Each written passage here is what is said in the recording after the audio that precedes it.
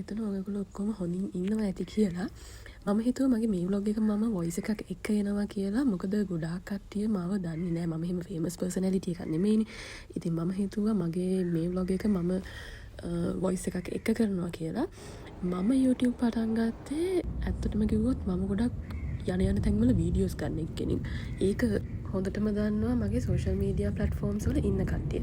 සාමාන්‍යයෙන් මම එහෙම ගොඩාක් කට්ටිය ඇඩ් කරගෙන ෆලෝ බේස් එකක් හදන ඒ වගේ ඉන්ටෙන්ෂන් එකකින් ව්ලොග්ස් කරන කෙනෙක් නෙමෙයි. මම පොඩි කාලේ ඉඳන් කියන්නේ සාමාන්‍යයෙන් මගේ A levels ඉවර වුණාට පස්සේ මගේ අතට ස්මාර්ට්ෆෝන් එකක් හම්බෙච්ච කාලෙක ඉඳන් වගේ මම යන තැන ෆොටෝස් ගන්නවා, සීනරිස් ෆොටෝස් ගන්නවා, කැමරාවල ෆොටෝස් ගන්නවා. ඒක ඒ කාලේ ඉඳන්ම තිබිච්ච එකක්. ඉතින් මම හිතුවා දැන් ගොඩක් කට්ටිය වගේ දේවල් වලින් earn කරනවා, බිස්නස් විදිහට කරනවා. ඉතින් එහෙම නැතුව මම කොහොමත් වීඩියෝස් ගන්න එක මම හිතුවා ඒක කාලෙකදී මටම බලන්න හරි මම YouTube අප්ලෝඩ් කරලා තියෙනවා කියලා මම හිතාගත්තා. ඉතින් ඒකත් එක්ක තමයි මේ වීඩියෝස් හදන එක මම පටන් ගත්තේ. වීඩියෝස් ක්වොලිටි එකත් එක්ක හොඳ මේ ළඟදී ගත්ත එක්ස්පීරියන්ස් එක තමයි මං මගේ යාළුවත් එක්ක ඩුබයි ගිය එක. ඒක දවස් 6ක ට්‍රිප් එකක්. ඉතින් දවස් 6කින් මුළු ඩුබයිම අපිට කවර් කරන්න බැරි හින්දා අපි ගොඩක්ම සිටි ටුවර්ස් වලින් තමයි ඒ තැන් වලට ගිහිලා ෆොටෝස් අරගෙන මෙමරීස් එකතු කරගත්තේ. ඊට අමතරව මම නම් ගොඩක් ඉන්ට්‍රෝවර්ට් කෙනෙක්. හැබැයි මගේ යාළුවා එක්ස්ට්‍රෝවර්ට් කෙනෙක්. ඉතින් ඒකත් එක්ක එයා ගොඩක් දේවල් එක්ස්පීරියන්ස් කරා. මම කැමති සාමාන්‍යයෙන් පොඩ්ඩක් යන තැන එතන ඉඳලා චිල් එකේ ඒ එක්ස්පීරියන්ස් එක ගන්න. හැබැයි අර එළියට ගිය තැන්වලත් මම ගොඩාක් එන්ජොයි කරා. මෙහෙම සාමාන්‍ය මං කියන චරිතය ඇවිල්ලා යන තැනක ඒ වෙලාවේ ඒ ගන්න ඕනි පන්නක උපරිමයටම ගන්න එක්කෙනෙක්. හැබැයි මම පස්සේ ඒක රිග්‍රෙට් කරන්නේත් නැහැ. අන්න ඒ වගේ තමයි මගේ දැන් අවුරුදු 30ක් කාලයක මම ගත කරලා තියෙන්නේ. සහ මම ඒ ගැන හරි සතුටින් ජීවත් වෙන එක්කෙනෙක්. ඉතින් ඒ දේවල් එක්ක මම මේ වීඩියෝ එකේ කතා කරන්න යන්නේ බජට් කොහොමද උනේ, අපි ගිය තැන්වල කොහොමද ඒ වගේ දේවල් ඔයගොල්ලන්ට දැන් ඇත්තටම ගත්තොත් vlogsම තියෙන සෑහෙන ගොඩක් YouTube එකේ. එතකොට ඔයගොල්ලන්ට ට්‍රිප් එකක් ප්ලෑන් කරන්න ඕනේ නම් Google දැන් අපි ටයිප් කරලා ඉල්ලුවා, ChatGPT ඉල්ලුවත් ඒගොල්ලෝ ලස්සන්ට ඒ ඔක්කොම රෙෆරන්ස් එක ඩීටේල්ස් දෙනවා. නැත්නම් ඕන තරම් ඒජන්සිස් තියෙනවා, තනියම ප්ලෑන් කරලා යනවා. ඉතින් ඒ වගේ ඕන තරම් ඔප්ෂන්ස් තියෙනවා. හැබැයි මගේ වීඩියෝස් කරන එකේ ඉන්ටෙන්ෂන් එක ඇවිල්ලා ගොඩක් ඒ මං ගිය තැන්වල ඒ ඩීටේල්ස් වලටත් වඩා ඒ ඩීටේල්ස් මං කියනවා. හැබැයි ඊට වඩා මං ආසයි ලයිෆ් එක්ස්පීරියන්ස් ෂෙයා කරන්න. මට හිතෙනවා ඒක අලුත් දෙයක් වෙයි කියලා. හැබැයි ගොඩක් කට්ටිය ඒකත් එක්ක ඩීටේල්ස් ෂෙයා කරන වීඩියෝස් නුත් කරනවා. මගේ මේ වීඩියෝස් ගන්න පුරුද්ද ඇවිල්ලා මම සාමාන්‍යයෙන් යන හැමතැනම ෆෝන් එක වීඩියෝ කරගෙන යනවා. හැබැයි ඒත් එක්කම මම S2 දැකලා ඒ දේවල් රියැලිටි එකේ විඳින ගමන් තමයි මම ෆෝන් එකකින් වීඩියෝස් නුත් ගන්නෙ. ඕකට හේතුව ඇවිල්ලා මගේ සාමාන්‍යයෙන් grade 6 ඉඳන් 11 වෙනකන් ක්ලාස් එක අපි ඔක්කොමලා එක ක්ලාස් එක හිටියේ. වෙනස් වුණේ නැහැ. එතකොට පන්තියේ පළවෙනියා ඇවිල්ලා ගොඩක් වෙලාවට එකම එක්කෙනා. අපි හිටියා ඉතින් පන්තියේ 10න් පල්ලෙහා හැම පාරම. ඉතින් අපි යාළුවෝ සෙට් එක සෙට් එකක්.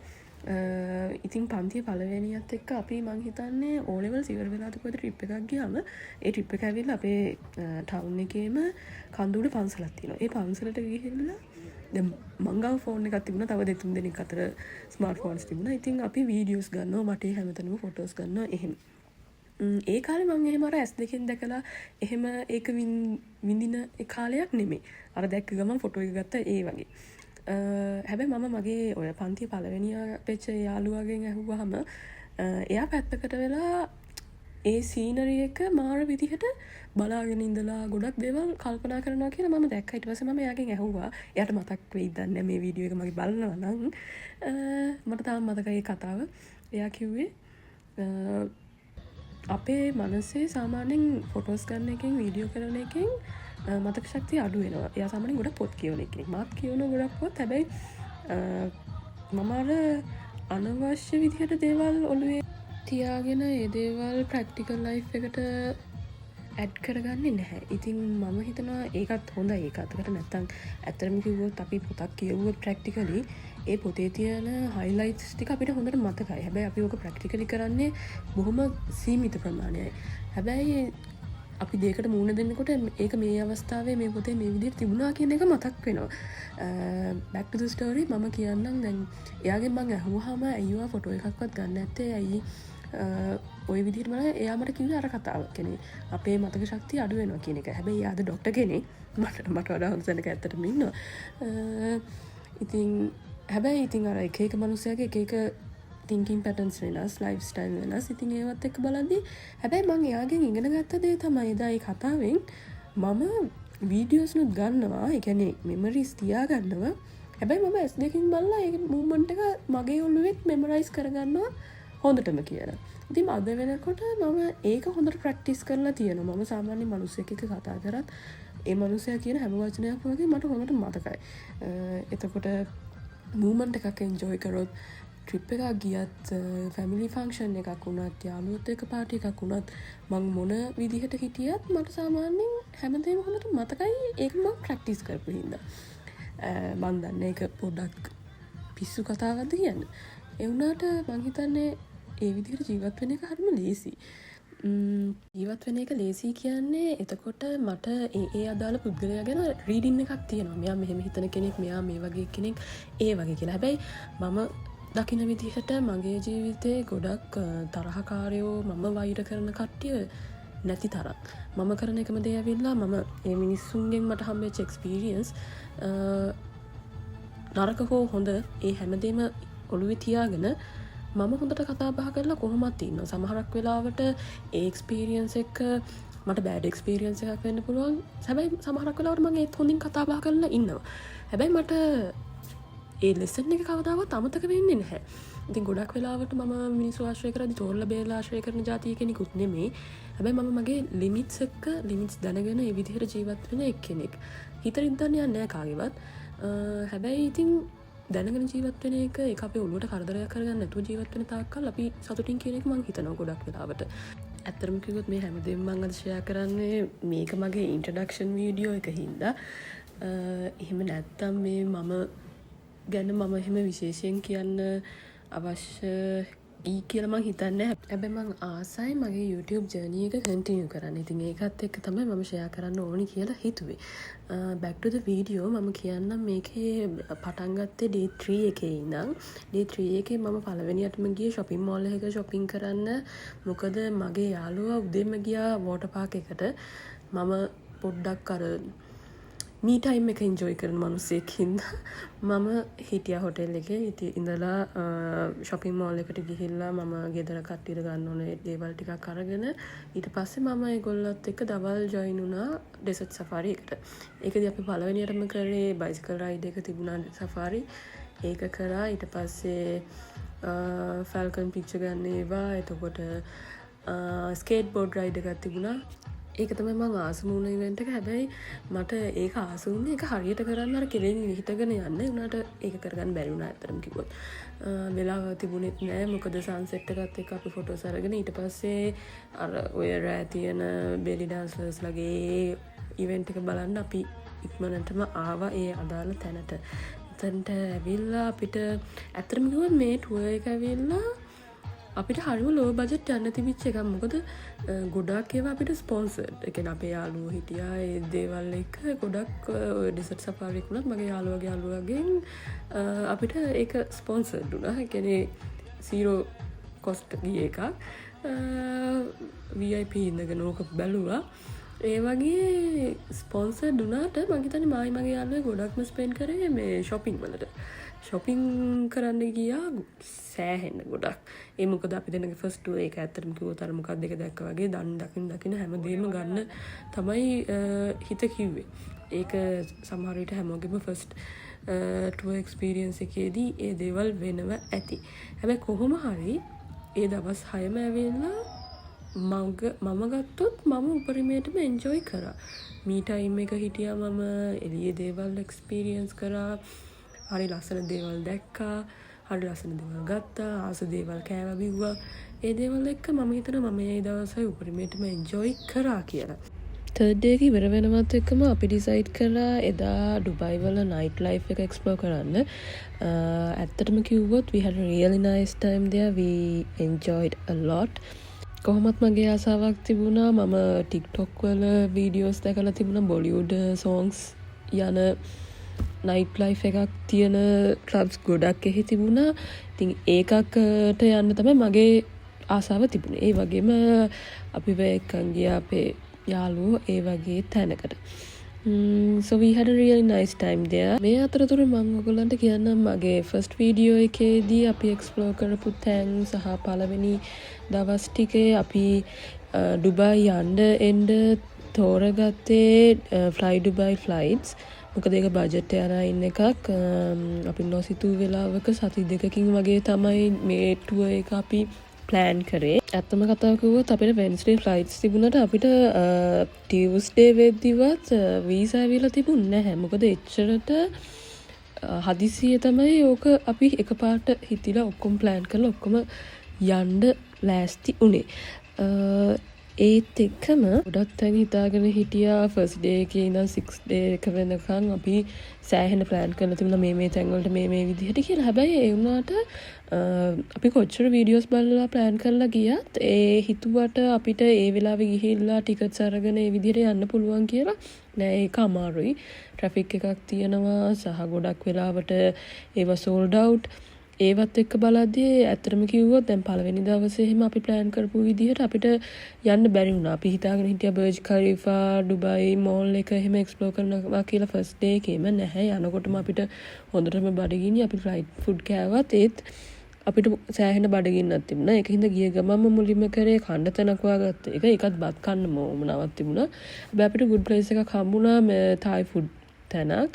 අපි හිටපු හොටෙල් එක චෙකින් වෙන්න අපිට early check-in එකක් තමයි කරන්න උනේ. ඒකත් එක්ක ආපු ගමන්ම අපි කරේ අපිට ඕනි පොඩි බඩු ටික ගන්නයි කන්නයි ගියා ඉස්සෙල්ලාම. ඊට පස්සේ එදා දවස් රෙස්ට් කරලා සෙකන්ඩ් ඩේ එකේ තමයි අපි පටන් ගත්තේ ඇවිදින තැන් වලට. ඇවිදින්න පටන් ගත්තා කියන්නේ අපේ පළවෙනියටම අපි දාගත්තා ඊට පස්සේ සිටි ටුවර් එකක්. ඒකත් එක්ක ලේසි වුණා ගොඩක් තැන් අපිට බලා ගන්න. ඒකෙන් ගොඩක් තැන් කවර් වුණා. ඊට පස්සේ එදා දවසේ රාත් මගේ යාළුවා shopping කරන්න ගියා. එයාගේ යාළුවොත් එක්ක මම ස්ටේ කරා ගොඩක්ම හොටෙල් එකේ. ඊට පස්සේ අපිට ඩිනර් එකට අපි අලුතෙන් රෙස්ටුරන්ට් එකකට ගිහලා try out කරා. ඒකෙත් අපි experience කරා belly dancers ලා එහෙම. ඊට පස්සේ ඇත්තටම කිව්වොත් ඒ trip එක ඕවරෝල් ගත්තොත් මම වැඩියෙන්ම ආස වුණේ ඉන්දියන් ෆුඩ්ස් වලට. මොකද මම සෑහෙන ඉන්දියන් ෆුඩ් ලවර්. ඒ වගේම මම මගේ මී ටයිම් එක ස්පෙන්ඩ් කරපු හැටියට මම ආස වුණා. සහ මම සෑහෙන දේවල් දැක්කා. අලුත් දේවල් එක්ස්ප්ලෝර් කරා. ඒක තමයි මම ගත්ත ලොකුම එක්ස්පීරියන්ස් එක ඒ ටුවර් එකේ. සහ දැන් මේක මගේ ඉන්ට්‍රොඩක්ෂන් වීඩියෝ එක හින්දා මම තව කිව්වොත් මං ගැන මම 9 to 5 ජොබ් එකක් කරපු කෙනෙක්. ඊට පස්සේ මේ ටුවර් එකෙන් පස්සේ මම හිතුවා ඇත්තටම නෑ මම මීට වඩා දෙයක් එක්ස්ප්ලෝර් කරන්න ඕනි කියලා හිතලා මගේ 9 to 5 ජොබ් එක ලෙෆ්ට් කරලා තව රීසන්ස් තිබුණා මට එතනින් අයින් වෙන්නත්. ඒ ඔක්කොම රීසන්ස් එක්ක බලද්දී මම හිතුවා මම මෙහෙ ඇවිල්ලා ඔපචුනිටි එකක් බලනවා කියලා. හැබැයි ඒක අන්ෆෝචුනේට්ලි මම නොහිතපු විදිහට යුද්ධය පටන් ගත්තත් එක්ක මට ඒකට යන්න බැරි වුණා. ඉතින් තාමත් මම ඉන්නේ කැරියර් බ්‍රේක් එකක. ඒ බ්‍රේක් එකේ ඉන්නකොට තමයි මම හිතුවේ මගේ තියෙන වීඩියෝස් අප්ලෝඩ් කරලා මම YouTube channel එකක් ස්ටාර්ට් කරනවා කියලා. ඒක ක්‍රියේටිව් විදිහට කරන්න අයිඩියා එකක් ලොකුවට මට තාම නැහැ. හැබැයි මම ඉස්සරහට අලුත් විදිහේ වීඩියෝස් කරයි කියලා මම හිතනවා. ගොඩක්ම මම ඉන්ට්‍රෝවර්ට් කෙනෙක්. සාමාන්‍යයෙන් මම මෙහෙම කතා කරාට මිනිස්සුත් එක්ක ගොඩක්ම යාළු කෙනෙක් එක්ක හැරෙන්න මම කතා කරන චරිතයක් නෙමෙයි. එළියට යනවා ගොඩක් දේවල් වල ෆොටෝස් ගන්නවා වීඩියෝස් ගන්නවා. ගොඩක් කට්ටිය හිතනවා මම මාරම පාටි විදිහේ කෙනෙක් එහෙම කියලා.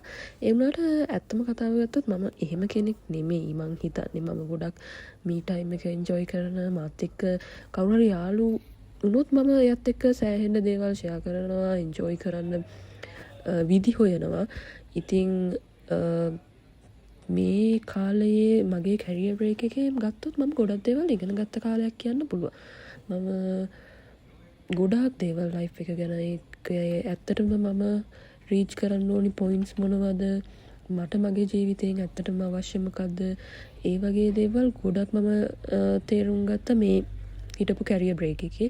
මම හිතන්නේ ඒක හරිම කැන ජීවිතය ගත්ත මම ලොකුම බ්‍රේක් එක සහ ඉගැන මම 9 පටන් ගත්තේ ඒලෙවල්ස් ඉවර වෙනමත් එක්කම වගේ මට ජොබ් එක හම්බුණා මොකද මට ඒවෙද්දී ස්පෝර්ට්ස් පැත්තෙන් ගොඩක් සටිවිකට්ස් තිබුණා බේසික් ෆෞන්ඩේෂන් කෝසස් ගොඩක් කරලා තිබුණ මගේ වෙද්දී ඉතින් ඒ දේවල් එක්ක මම ඩ්‍රීම් කරපු ජොබ් එක මට හම්බුණා ඒකත් හරි හම්බෙන් වගේ වෙච්ච දෙයක් ඒකත් මං කියන්න මගේ ආන්ට් එක්ක මම මවන්ට් ලැවීනියා වල වැකේෂන් එකට ඇවිල්ලා ඉන්නකොට ඒගොල්ලන්ගේ ගෙදර මම ඒගොල්ලන්ගේ බිල්ඩින් රෙන්ට් අවුට් එකක් මොකක් හරි පේ කරන්න ගියා බැංක් එකකට.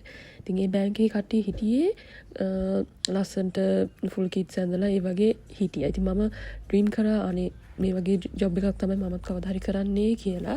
හැබැයි ඊට කලින් මම ස්කූල් ටයිම් එකේදී ඩ්‍රීම් කරේ එයා හොස්ටස් කෙනෙක් වෙනවා කියලා. හැබැයි අපේ ගෙදර කට්ටිය ඒකට කිසිසේත්ම කැමති වුණේ නැහැ. ඒකත් එක්ක මට මාර විදිහට ලෙක්චර්ස් දීලා සෑහෙන්න ඒ පැත්තෙන් මාව අයින් කරා නැත්නම් මම ලැන්ග්වේජස් ඉගෙන ගන්න සෑහෙන්න ආසාවෙන් හිටපු කෙනෙක්. ඊට පස්සේ මම හිතුවා එහෙනම් මම පයිලට් කෙනෙක් වෙනවා කියලා. ඒ ලෙවල්ස් වල මැත් කරනවා කියලා. ඒක කරන්න දුන්නෙත් නෑ කොහොම හරි ගෙදර ආපු සිටුේෂන්ස් එක්ක. ඊට පස්සේ තමයි කොමර්ස් කරලා කොහොම හරි මම 9 ජොබ් එක බැංක් එක කරා 10 years කරලා ඒක ඊට වඩා ඇඩ්වාන්ස් තැනකට යන්න තමයි මම අයින් වුණේ. නමුත් ඒක නොහිතපු විදිහට නතර වුණා. ඉතින් ෆියුචර් එක මොකක් වේද කියන එක මම තාම ලොකුවට ප්ලෑන් කරලා නැහැ. හිතන්නත් අමාරුයි. ඉතින් බලනවා එන දෙයකට ඒ විදිහට මුණ දෙනවා කියලා හිතාගෙන එදා දවසල ආසාවෙන් ලස්සනට ගෙවලා ඉවර කරන එක තමයි මේ දවස්වල මං හිතන එකම දේ. මේ මොනවා වුණත් මට තව ඊටත් වඩා පර්සනල් ලයිෆ් එකකුත් තියෙනවා. ඉතින් ඒකේදී මම කරන්න ආසම දේවල් තමයි අලුතෙන් ස්කිල්ස් ඉගෙන ගන්න එක, අලුත් දේවල් එක්ස්ප්ලෝර් කරන එක, අලුත් මිනිස්සුත් එක්ක කතා කරලා ඒගොල්ලන්ගේ එක්ස්පීරියන්ස් දැනගන්න එක, ඒගොල්ලෝ හිතන පතන දේවල් ඒක මාර විදිහට වටිනවා. හැබැයි මෙහෙමයි. ඒ දේවල් අපි අහලා ඉගෙන ගත්තට මම හිතන්නේ අපි අපේ ලයිෆ් එක කොහොමත් ගත කරන්න ඕනේ අපිට කැමති විදිහට. මොකද ලයිෆ් එක කියන්නේ හරිම හිතාගන්න බැරි දෙයක්. ඒක අපිට කොයි වෙලාවෙ නැති වෙයිද?